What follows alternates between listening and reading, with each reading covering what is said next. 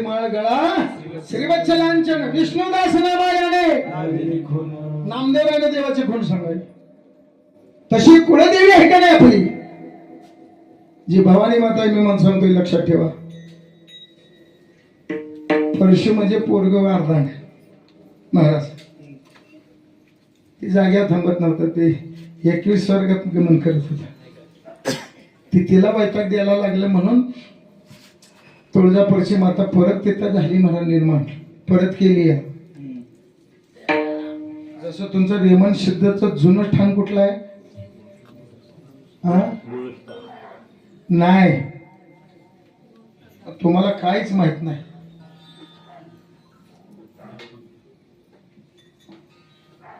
जुना स्थान पहिल्यांदा थांबला होता तो देवनगरला. बरं का ध्यानात ठेवा असलं ध्यानात ठेवा. मग तुम्ही इट्यातला असं काय करता इटनं आणलं पाहिजे तुम्हाला. अरे पहिल्यांदा आला तो देवनगरला आला. देवनगरने आला ते खाली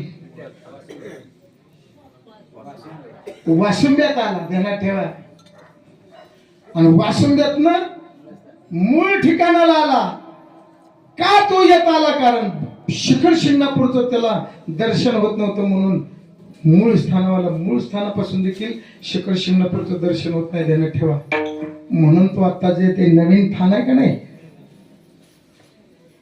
मला तिथं आला. आणि तिथनं कधी बी बघा त्या मधल्या दरवाजात उभा राहिला की तिथून शिखर शिंगणापूर दिसतच.